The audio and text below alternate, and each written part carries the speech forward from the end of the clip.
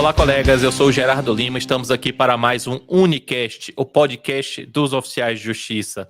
E hoje eu tenho aqui a honra e a alegria de receber dois amigos aí, já dois parceiros muito conhecidos de todos os oficiais de justiça no Brasil, principalmente pessoal que participa dos eventos, né, dos congressos de oficiais de justiça, porque eles têm realmente dado uma contribuição relevantíssima e em vários cursos de capacitação. Estou falando aqui de Daniel Faião e Mauro Faião, oficiais de justiça do TJ Alagoas, e são os responsáveis pela Escola de Oficiais. Muito obrigado, Daniel e Mauro, pela presença de vocês. É uma honra para a gente recebê-los. A honra é toda nossa, Gerardo. Muito obrigado pelo seu convite. A gente fica muito orgulhoso de estar aqui participando do seu programa, do seu podcast. E, enfim, eu sei que a agenda do dia a dia de todo mundo é ruim, né, de se concentrar e parar para fazer isso, mas faz parte do nosso trabalho. A gente está na rua, está nas diligências, mas estamos aqui também conversando com o público no digital. Também fico muito feliz em estar aqui hoje. Gerardo, acho que tem mais de um ano já que a gente conversou na beira da piscina, batendo papo sobre gravar um vídeo, e finalmente a gente conseguiu fazer isso. Então, eu fico muito feliz em estar aqui com vocês. Espero que a gente consiga contribuir um pouco mais para a capacitação, para o treinamento e para a compreensão do oficial de justiça em relação ao que vem acontecendo. Que maravilha. Muito obrigado mesmo. E, assim, antes da gente entrar na Escola de Oficiais, que eu acho um projeto, assim, relevantíssimo para os oficiais de todo o Brasil, mas antes, só para entender um pouquinho da história de vocês, até porque são irmãos, né, que estão dentro do mesmo cargo no TJ Alagoas, aí entender um pouquinho isso. Como é que foi? Um entrou no cargo de oficial, aí apresentou para o outro. Por que vocês resolveram fazer o concurso de oficial de justiça? O que atraiu, assim? Vocês conheciam outros oficiais também? Entraram ao mesmo tempo? Enfim, explica aí um pouquinho para os nossos telespectadores como é que foi essa história. Cara, isso pra gente sempre foi um mundo muito novo. Na época a gente tinha cerca de 20 anos de idade. Eu era estudante de engenharia, o Mauro já conta o segredo dele, mas todos nós três, contando com a minha irmã, nós fizemos o mesmo concurso, 2002, salvo engano, e todos nós três passamos o mesmo concurso. Mauro e eu para oficial de justiça, a minha irmã para escrevente à época, e, enfim, hoje ela é analista, e nós seguimos aqui há cerca de 20 anos no cargo de oficial. Porém, à época, a gente não fazia ideia de que se tratava. Meu pai trouxe uma ideia, meu pai fuçava um pouco nesse mundo jurídico, ele era militar, fuçava um pouco nesse mundo jurídico, e, de repente, num dia ele trouxe essa ideia. Olha, vi esse edital aqui, dei uma olhada que pode ser legal, o judiciário é interessante. A gente não fazia ideia, não conhecia o oficial de justiça, não estava envolvido com o judiciário, eu não estudava nada do judiciário à época, mas o nosso pai incentivou e a gente mergulhou lá nos livros por algum tempo, alguns bons meses, e tivemos êxito no concurso e estamos aí até hoje. Então foi meio assim, não foi nada pesquisado, foi meio aleatório e a gente mergulhou e deu certo. Coisa boa, né? Coisa boa. Geraldo, eu acho que o Daniel foi um pouco sutil quando falou que o nosso pai incentivou a gente. Ele praticamente obrigou a gente a fazer o concurso, ele perturbou até a gente começar a estudar sério e fazer a prova. Na época, eu fazia informática, estava focado em concluir essa área de tecnologia, e o nosso pai tinha uma visão muito ampla, muito boa em relação ao serviço público, e ele dizia para a gente, meus filhos, sigam o caminho do Poder Judiciário, é um excelente trabalho, é um trabalho nobre, vocês vão receber bem, vocês não vão ter problemas na vida de vocês e vocês vão poder ajudar, colaborar um pouco no desenvolvimento da sociedade. Na época a gente não queria fazer, mas aí ele perturbou tanto a gente que a gente chegou lá e fez. Eu tenho uma peculiaridade porque eu sempre quis fazer direito. Né? Eu ia terminar informática para depois entrar na área jurídica. E acabou que surgiu essa oportunidade, nós passamos, e aí eu entrei logo para o curso de Direito e eu me encontrei nessa profissão, gosto muito do que a gente faz, e a gente veio desenvolvendo ao longo dos anos, dando aula, e acabou, de uma forma bem resumida, que a gente se encontrou aqui. Não, excelente. Para a gente assim, é um ganho enorme, né? Ter pessoas com esse perfil. Vocês têm um perfil nato assim de professor, né? Vocês até falam, a gente conversando às vezes em corredor, já estão dando aula, né? Assim, já estão explicando ali o tema com profundidade. Então, assim, o pai de vocês pressionou, mas a gente que teve o ganho aí da entrada de vocês no cargo de oficial de justiça. E assim, como é que vocês identificaram essa demanda dos oficiais de justiça assim por uma capacitação? Isso é interessante porque assim, eu antes de ser oficial de justiça eu fui policial rodoviário federal, e aí lá quando eu entrei eu tive um curso de formação de 4 meses assim interno, aprendendo várias disciplinas, tudo que o PRF ia fazer na rua.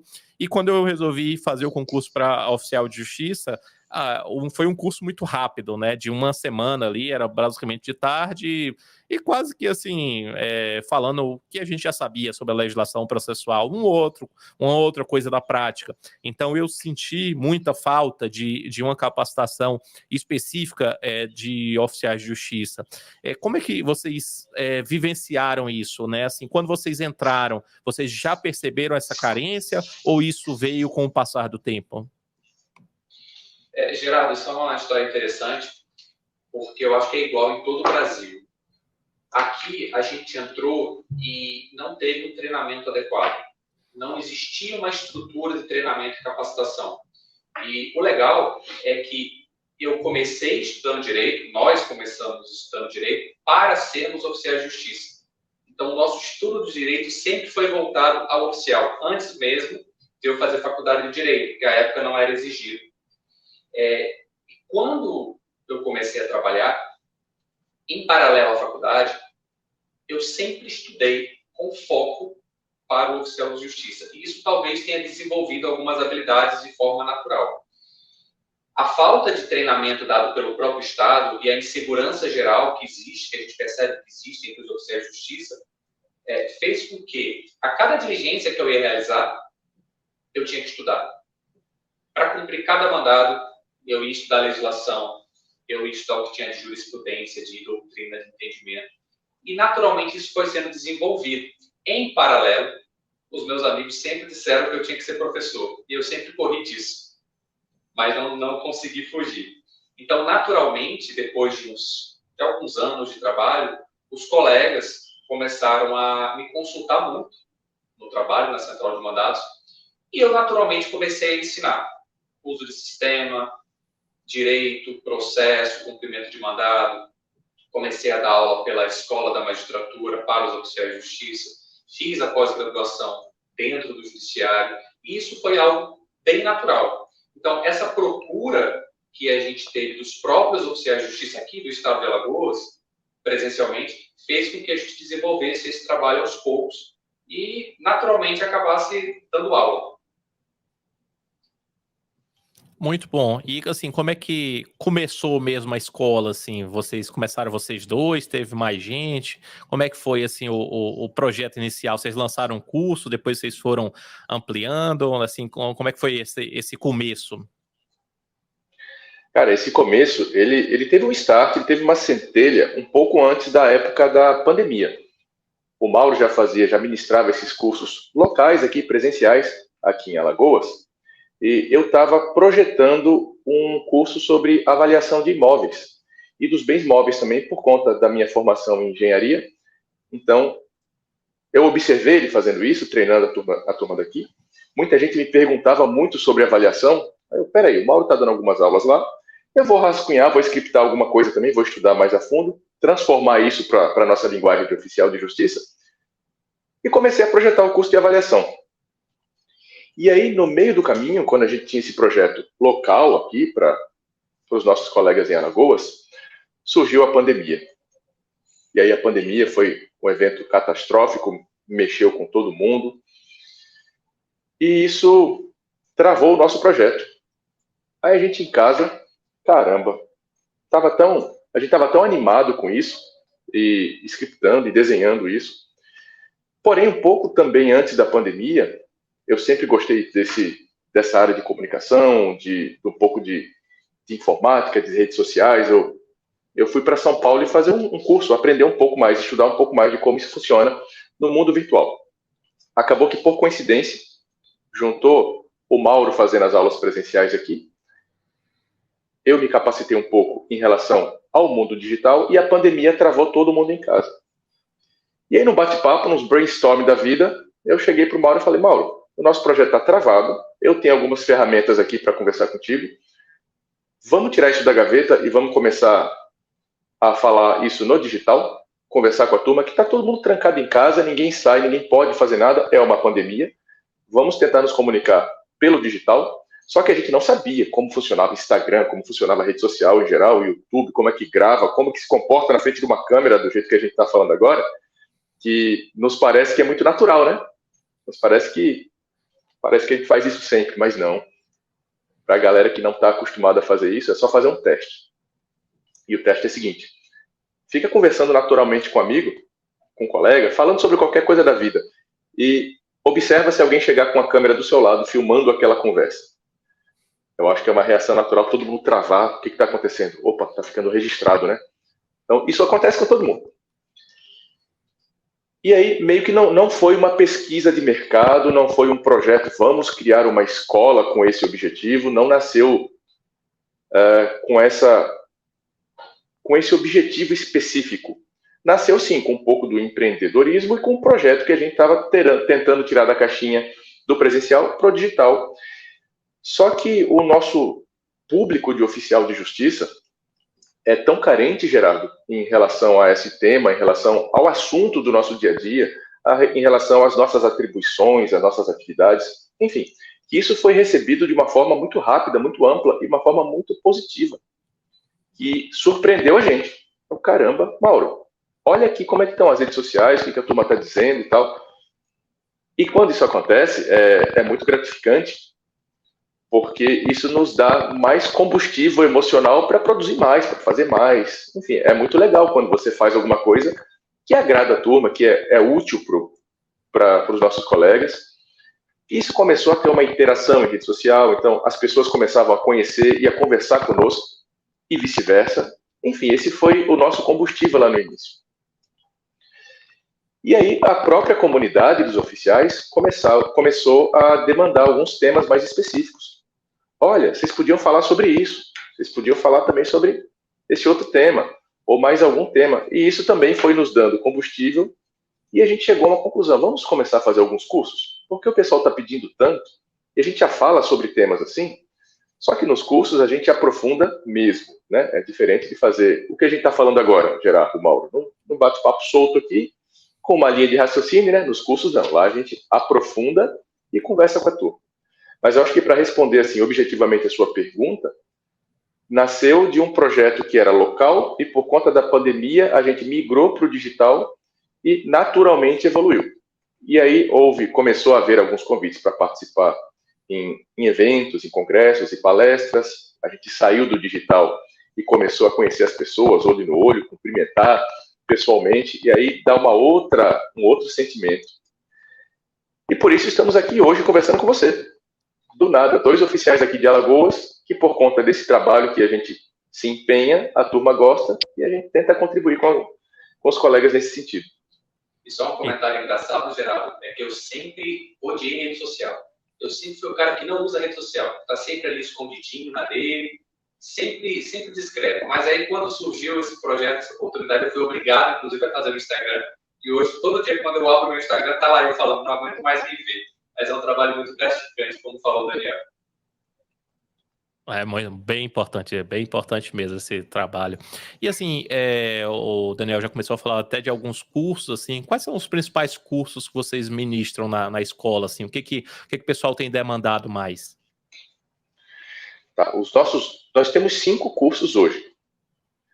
Os principais, que é o que a turma pede muito, primeiro, a avaliação de imóveis, e esse é um dos nossos principais cursos, e a gente consegue traduzir essa carga técnica do avaliador, que é uma atividade de perito, que vem da engenharia, que vem da arquitetura, que vem da agronomia, mas também é do oficial de justiça.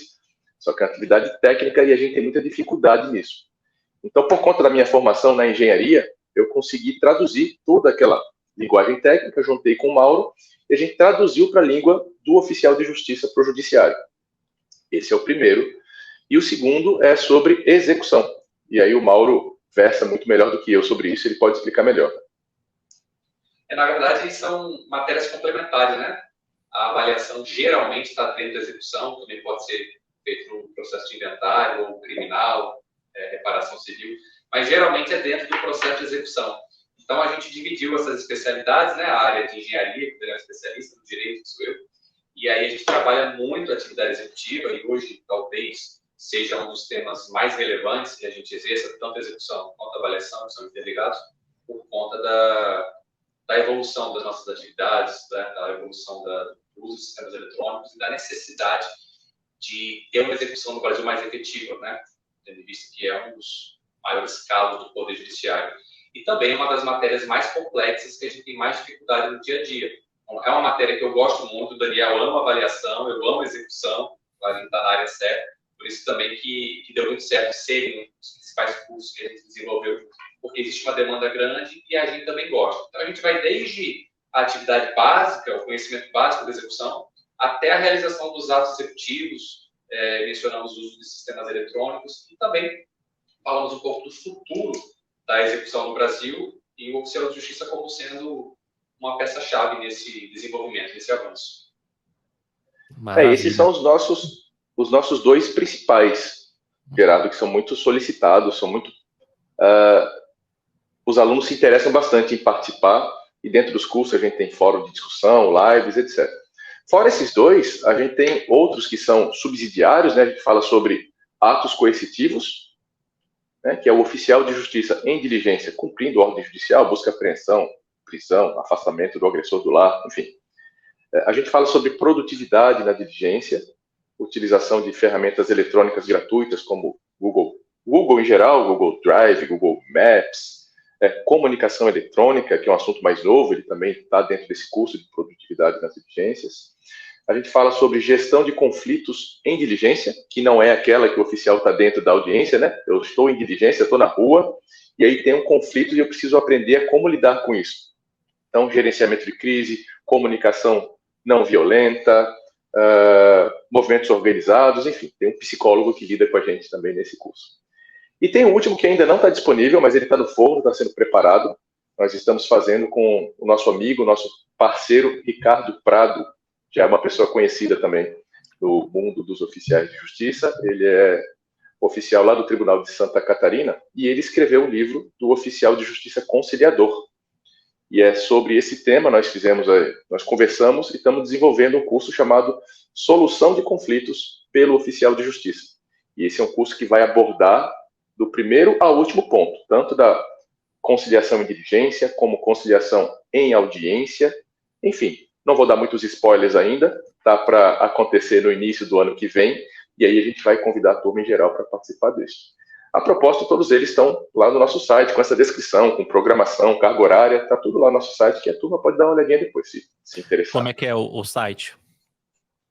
O site é bem intuitivo, escoladeoficiais.com.br. O pessoal que quer conhecer assim, o trabalho de vocês também no dia a dia, para ir assim, se inteirando mais das novidades, pode acessar também nas redes sociais, né? Tem o Instagram, tem o YouTube, tem o podcast de vocês também. Fala aí um pouquinho para o pessoal assim, quais são as redes para eles irem acompanhando. Tá, então vamos lá. O principal é o site, né? Que eu já falei qual é o endereço. Lá no site tem link para todas as redes sociais também. Mas basicamente a gente aprendeu, né, a utilizar o nosso canal no YouTube, Escola de Oficiais. Também no Instagram, Escola de Oficiais, @Escola de Oficiais, né? E são duas redes sociais com características diferentes.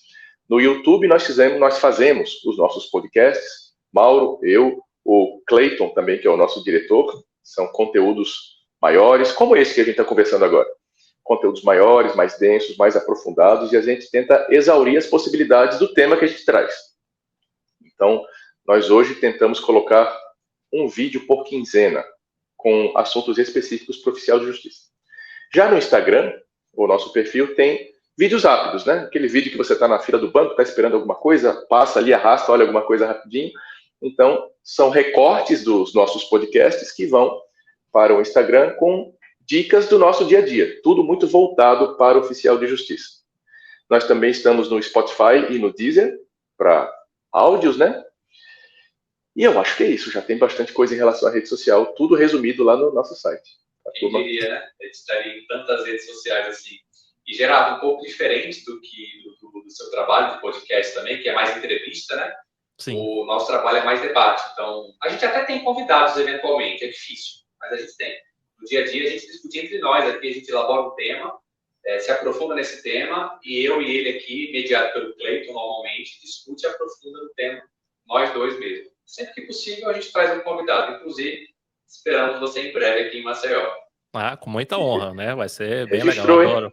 Adoro o podcast de vocês. Eu vou assistindo lá, sempre tem novidades, assim, mesmo a gente com anos de oficial de justiça, a gente entra na prática ali, né? Vai repetindo, mas de vez em quando, assim, a gente tem que voltar a se capacitar para entender realmente ali o que é o motivo de estar fazendo o ato daquela determinada maneira. Vocês sempre trazem assim, novas visões sobre a nossa atividade. Eu adoro, eu consumo direto o conteúdo de vocês aí, né? Todas as redes, por isso que eu faço questão de divulgar para os colegas.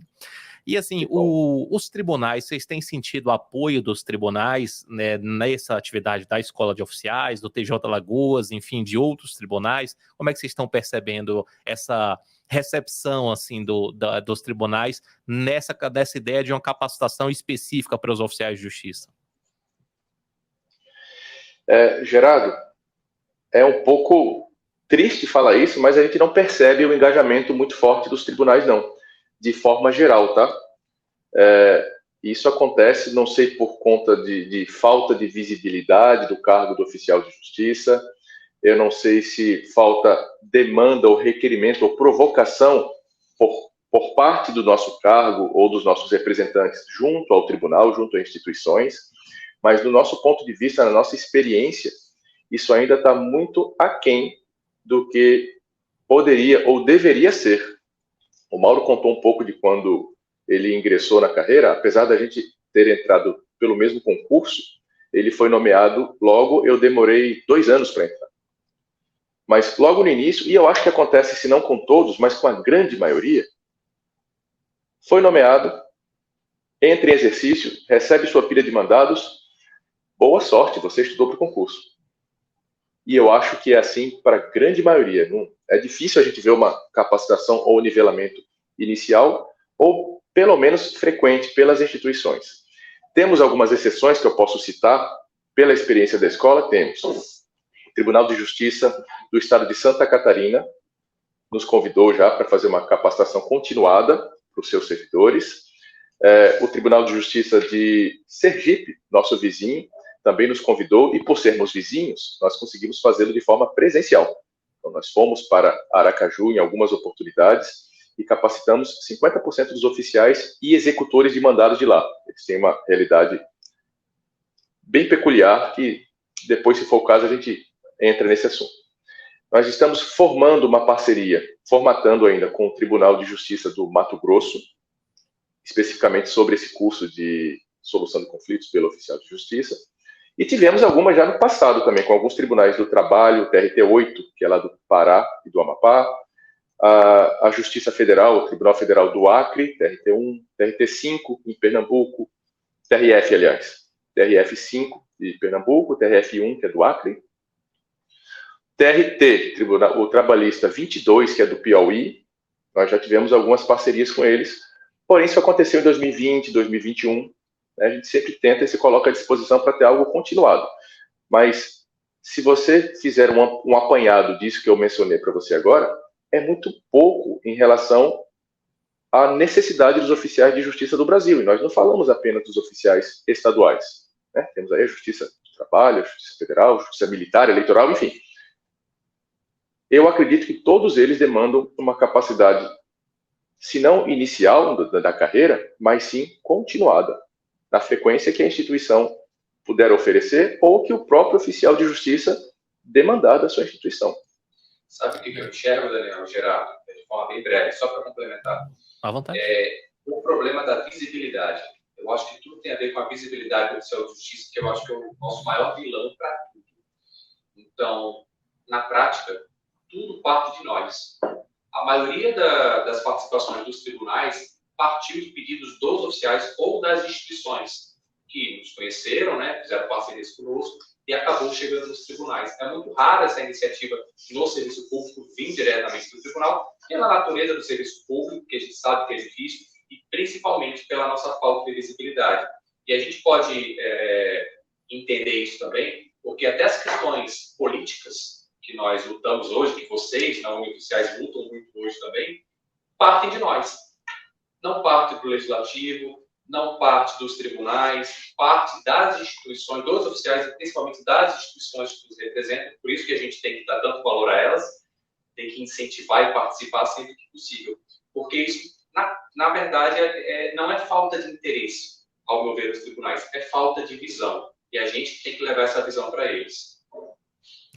Mauro, você tocou num ponto aí que é muito interessante, e aí eu já falo da próxima pergunta, que eu achei um projeto fantástico, e eu imagino que foi provavelmente assim, do seu conhecimento na área, dessa coisa da sua investigação com a parte da execução, para ter nascido esse projeto do núcleo de inteligência no TJ de Alagoas. Como é que isso aí aconteceu, né? Eu sei que você trabalha diretamente nesse núcleo de inteligência. Como nasceu essa ideia e como é que está funcionando? Quais são os resultados que vocês já estão conseguindo aí mostrar para a sociedade? O NIOG, né, o Núcleo de Inteligência, eu tenho esse orgulho de participar dele, eu coordeno esse projeto hoje. E, na verdade, foi um fruto de ideias das discussões das instituições. Não foi algo que foi discutido só em Alagoas. Isso foi discutido em outros estados primeiro, tentaram aplicar em outros estados, mas não estava ainda maduro o suficiente.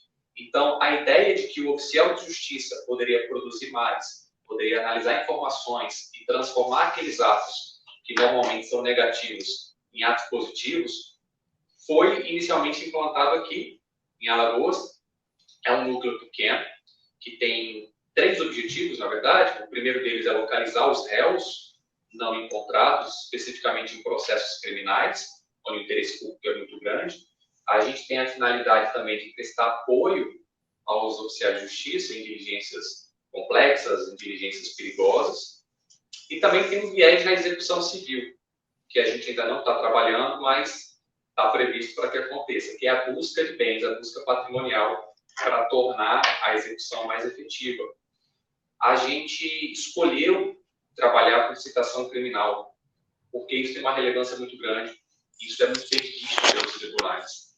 E sem nenhum custo, só com custo de logística e trabalho, a gente conseguiu pegar os mandados negativos de citação dos oficiais de justiça, realizar novas diligências com o uso de sistemas eletrônicos, bases de dados, sistemas públicos também, como redes sociais, através da análise dessas informações, que é uma atividade de inteligência, propriamente dito, mas não é de segurança pública, a pessoa confunde muito, é uma inteligência processual, com o fim de localizar as pessoas, e a gente conseguiu transformar todos os mandados de citação, que eram ali em torno de 50% positivos, 50%, 55%, a gente, num período de uma semana, consegue converter para 87%,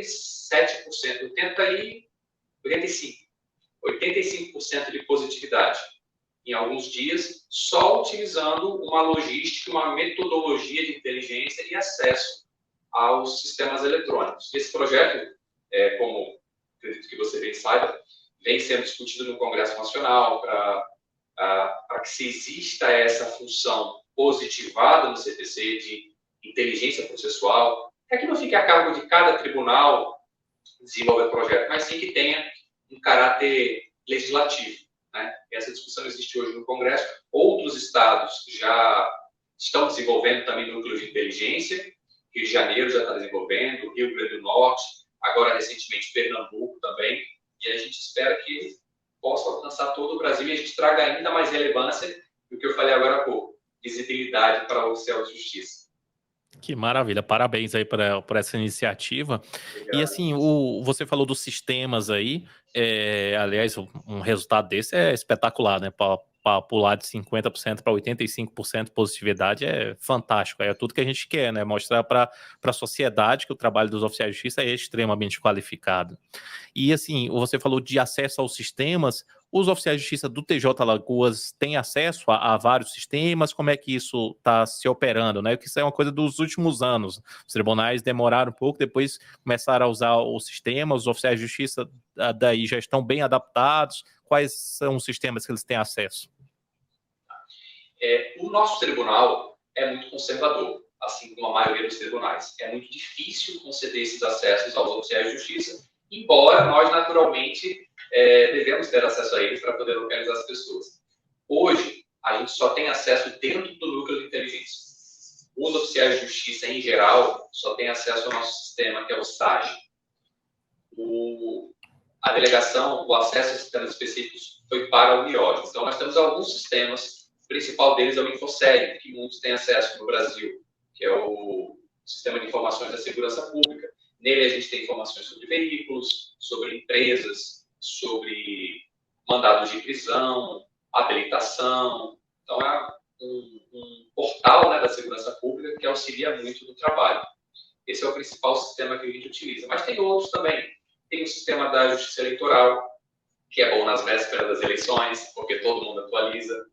O nosso próprio sistema SAGE, que é um grande banco de dados com diversos processos, a gente utiliza muito também. Temos acesso ao monitoramento eletrônico de presos, a famosa tornozeleira eletrônica. De vez em quando a gente consegue pegar um réu ali e achar a última localização dele. Isso tudo a gente tem acesso diretamente. Esses são os principais, né? A gente está em fase de ampliação e a Corregedoria está analisando o acesso a outros processos, a outros sistemas, aliás, para que a gente tenha uma efetividade ainda maior. Então, sistema como Cisbajude, existe cadastro de endereços também lá para a gente buscar. Serasajude, sistema de restrição de crédito. Isso também a gente está planejando buscar em breve. O Sniper, que é muito promissor para busca patrimonial, mas também para localização de pessoas, levantamento de dados. O CRC-Jude, que a maioria dos juízes já tem acesso. CRC-Jude é o cadastro de pessoas naturais e óbitos. Se está em dúvida se a pessoa está viva ou não, acesso ao CRC-Jude, que a gente vai ter em breve também. Mas a questão é que esses sistemas hoje, eles são acessíveis somente pelo núcleo. E assim que isso se sedimentar melhor, que a Corregedoria está para se manifestar em breve, a gente vai solicitar para que todo oficial de justiça tenha acesso a uma gama de sistemas específicos. Não todos, claro.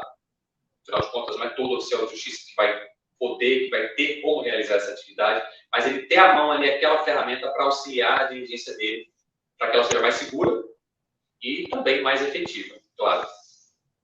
Muito, muito bom. Aqui no DF, a gente tem filiados dos oficiais de justiça federais do Brasil todo.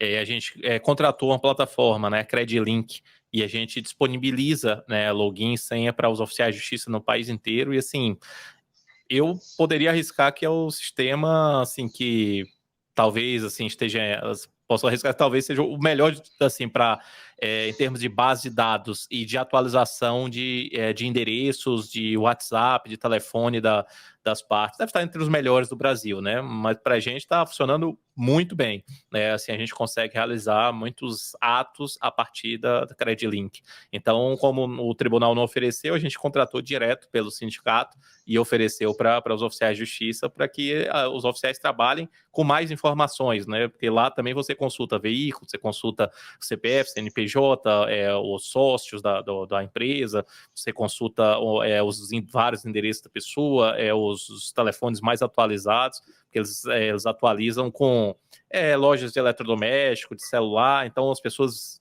com frequência vão nesses locais, então é um sistema bem eficaz. Depois vocês testam aí também para ver se, né, ajuda, né, nesse trabalho fantástico que vocês estão realizando. Deveria ser obrigatório, né, Geraldo? Esse acesso deveria ser. Esse acesso deveria ser obrigatório para todo oficial de justiça. Deveria. Talvez partindo de nós, assim, também, do próprio sindicato contratando e mostrando para o tribunal o resultado, eles passem a se interessar pelo tema. A importância da atuação sindical, né, Geraldo? Sim. A importância da atuação sindical no fortalecimento da categoria que se representa. Deixa eu aproveitar a oportunidade aqui, pegar um gancho que o Mauro falou há pouco, sobre a visibilidade do oficial de justiça em relação ao investimento ou participação do tribunal para a categoria, misturando isso um pouco com a nossa experiência. Eu citei há pouco aqui algumas parcerias que nós fizemos com alguns tribunais. Eu, salvo engano, eu falei 7 ou 8 tribunais específicos. Todos eles, se motivaram por conta da busca pelo próprio oficial de justiça. Então, não foi o tribunal que falou, hoje eu estou a fim de capacitar os meus servidores. Vou buscar o que existe no mercado. Vou buscar o que existe disponível no Brasil. Não funciona assim. Então, talvez essa voz aqui, nossa conversa, ecoe para os demais colegas, querendo dizer o seguinte: não adianta você ficar sentadinho na cadeira esperando que o seu tribunal faça, que as coisas aconteçam. Tem que partir de você, tem que partir da gente, tem que partir disso que a gente está fazendo aqui, para que isso possa chegar lá aos tribunais, às instituições, e os administradores se perceberem, poxa, é verdade, existe essa categoria, a atividade deles, de fato, é importante, é fundamental para o judiciário, eles estão demandando uma certa capacitação e nos dizendo que com isso vão conseguir trazer melhores resultados. Então, isso só chega lá se o que a gente está fazendo aqui acontecer, se os colegas, que assim, isso é meio raro, né? Não é todo oficial de justiça que está fazendo podcast, que está falando com vídeo e tal. Não é a nossa missão principal. Mas os colegas que estão em diligência, que estão no dia a dia no seu trabalho, se juntarem, se reunirem, chamarem o seu representante, o sindicato, a associação, e conversar com o tribunal. Tem que partir do oficial de justiça para a instituição. Partir e acompanhar. Eu fiz questão de fazer esse gancho aqui para que isso fique registrado, e eu sei que com o tempo a gente começa a repetir isso, você fala isso, outros colegas passam a falar isso, e de repente a nossa voz pode ecoar na cabeça aí de todos os colegas no Brasil.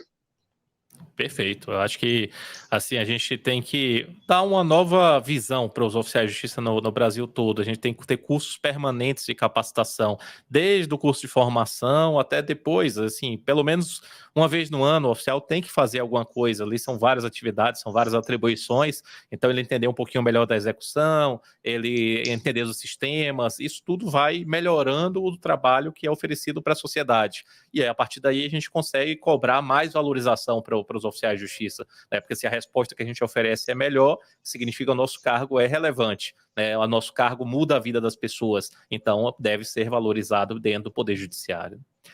Sem E dúvida. já encaminhando para o encerramento, eu queria ouvir de vocês aí, com essa experiência toda que vocês já têm, né, com essa bagagem intelectual de aprofundamento dos temas, com, né, tudo que vocês têm conversado com os colegas do país inteiro, qual é a visão que vocês têm do futuro do cargo do oficial de justiça? O que seremos nós daqui a alguns anos? Nós seremos mais importantes como agentes de inteligência,